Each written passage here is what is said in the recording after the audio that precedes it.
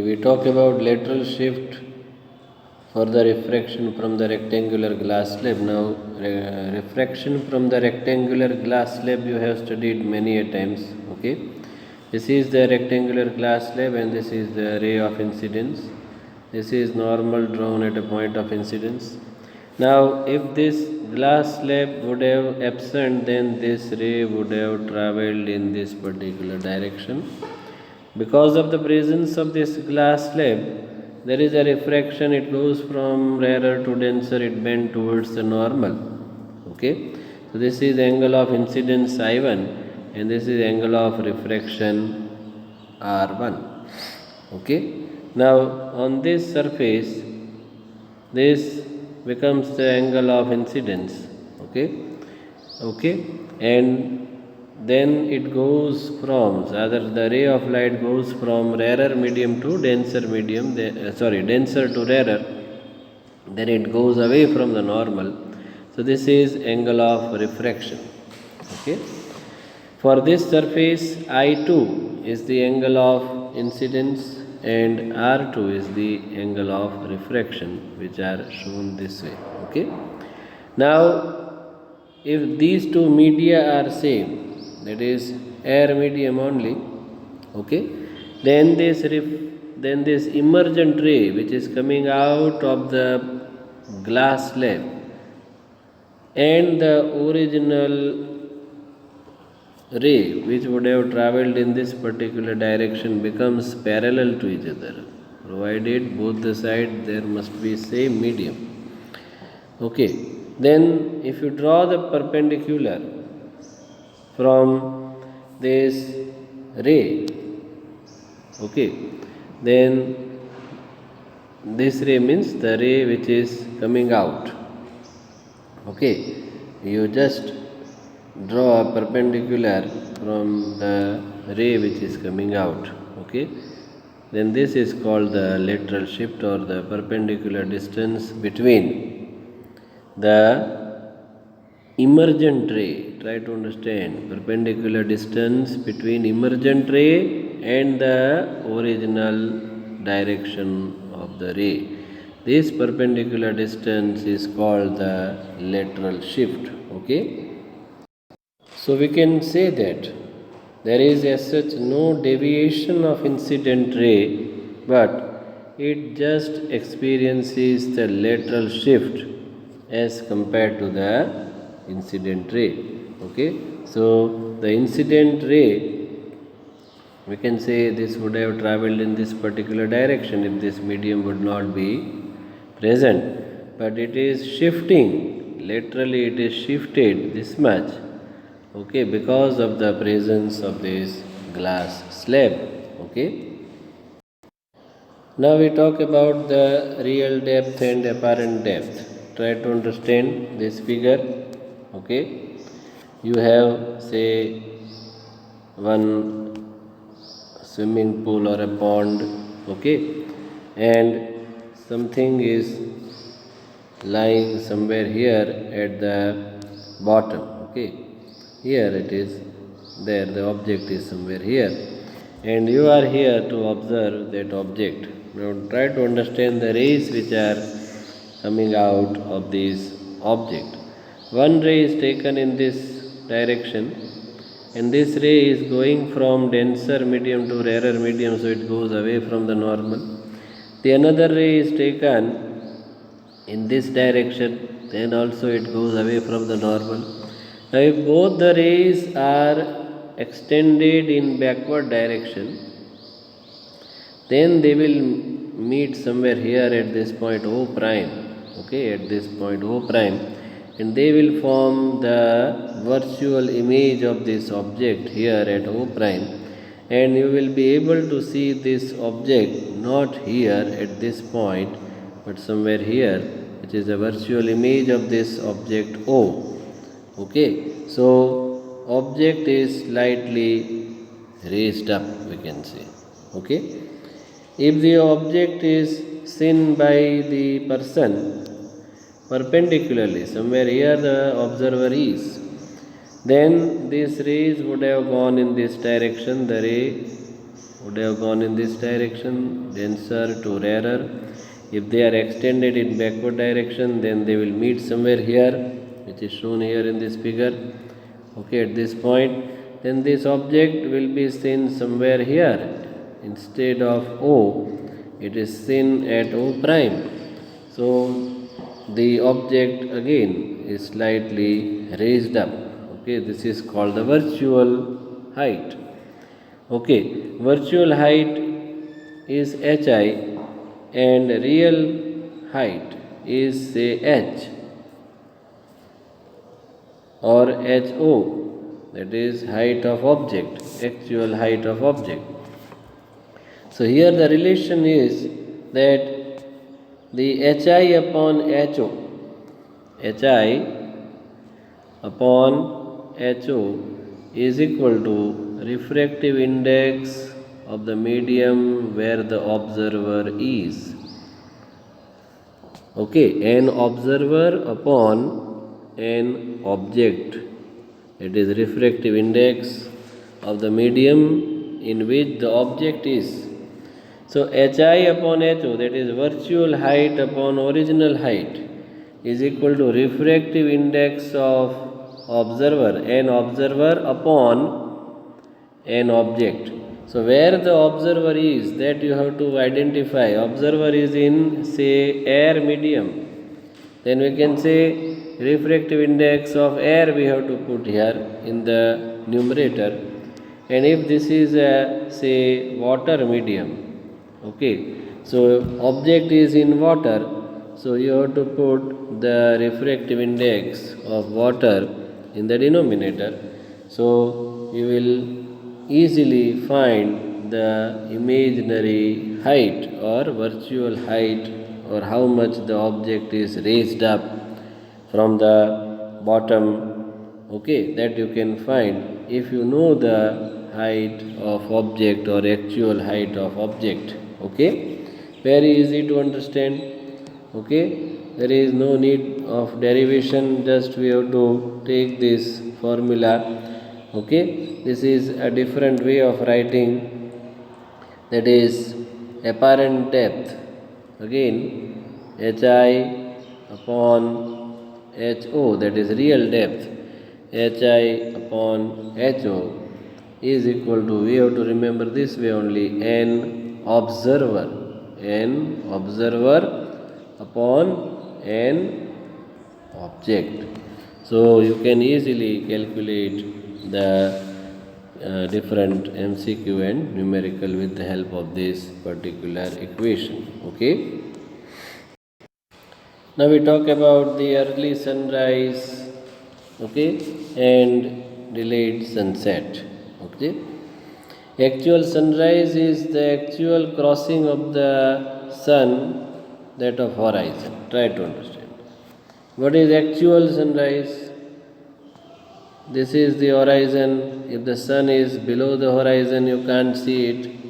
When it crosses horizon, you can be able to see the sun. Now, because of the presence of atmosphere, and the atmosphere has its refractive index, which is slightly more than 1. Okay. It is about 1.000029 with respect to the vacuum.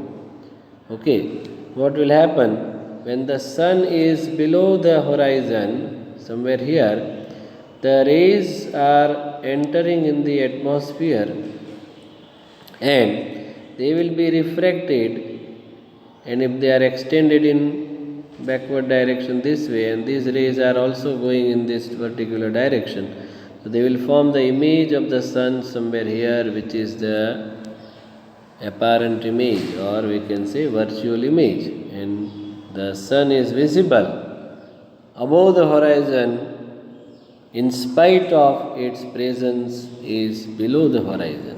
Okay, and this time interval which is calculated, that is of 2 minutes. So we see the sun 2 minutes before it crosses the horizon, okay, when it is rising, and we can see the sun for more 2 minutes more 2 minutes if it would have, or if it has crossed the horizon at the time of sunset. Okay, so when the sun is setting or sun is already set, then also you can see the sun above the horizon for more 2 minutes.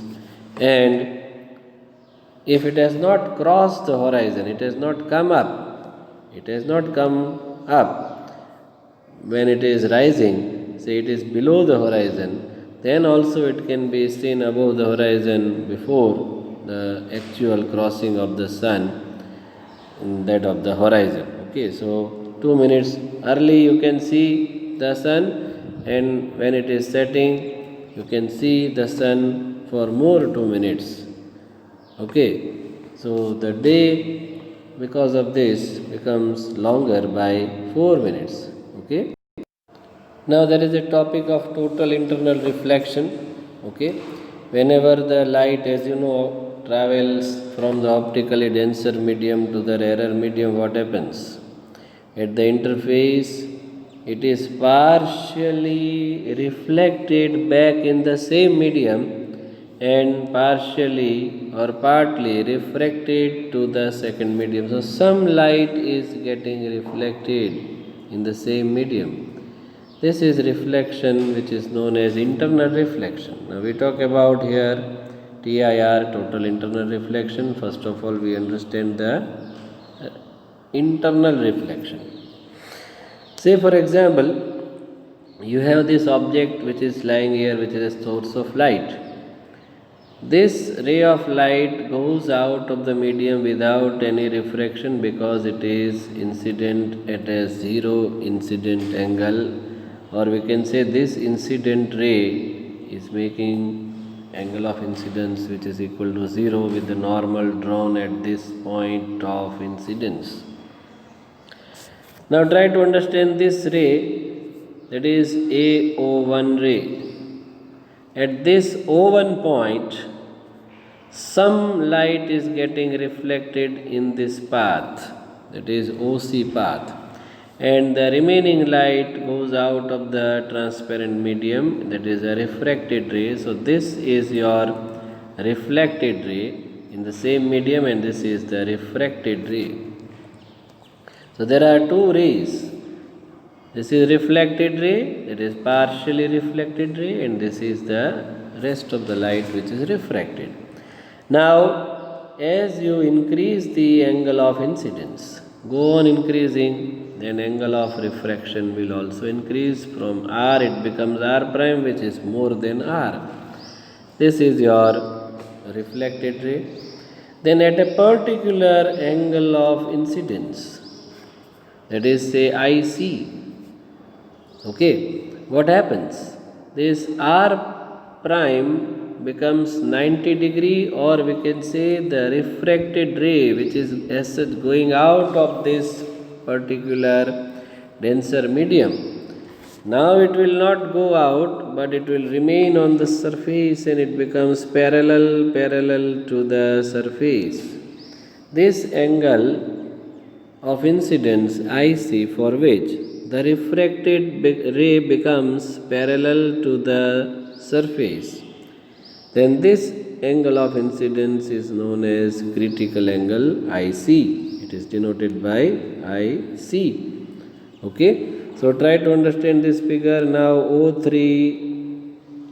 O3D, this ray becomes parallel because you have gone increasing the incident angle. Here I, here say I prime, which is more than IC is again more than I prime, and for this the effect on the refracted ray is that refracted ray has become parallel to the surface.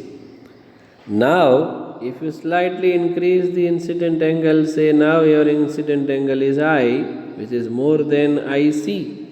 So you can see this ray, okay, this ray you can see AO4, this ray you can see.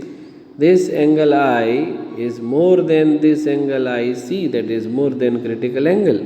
So Now this ray is not having its path which is on the surface, or it does not go out, but the reflected ray becomes totally, or rather the another ray becomes totally reflected, or it is reflected back in the same medium. So this is incident ray and this is reflected ray. Now the light at this angle I, which is more than IC, becomes totally reflected, and this phenomenon is known as total internal reflection. Okay, that is explained here. Okay, at critical angle, the angle of refraction here becomes pi by 2. Okay, that is 90 degree. This is your critical angle IC, and at this point if you apply the Snell's law, then you can easily write here the refractive index of this denser medium from where the rays are coming out. Okay, from where the rays are coming out is taken as N1. Say for example, the refractive index of this denser medium is N1 and this is N2. Then at this point O3, which point O3, you can apply Snell's law. N1 sin IC is equal to N2 sin 90, because here the angle of refraction is 90. So it becomes sin 90 is 1, so N1 sin IC is equal to N2, and as you know, this is your air medium. Air medium is having its refractive index N2, and N2 is 1 for air. So you can write N1 sin IC is equal to 1. So we can write N1 is equal to 1 upon sin IC. Or just if you take the refractive index of this particular medium as, say, instead of N1 we take N, then the equation will become N is equal to sin IC. It becomes N is equal to sin 1 upon, rather N is equal to 1 upon sin IC. N is equal to 1 upon sin IC, where N is the refractive index of the medium in which the light source is kept, which is a denser medium as such. Okay, so you can see that formula N is equal to 1 upon sin IC. Okay, so critical angle for some transparent media. Okay, the water medium is there. Okay, if you have water medium, say for example here your source of light is in water. So this is water medium.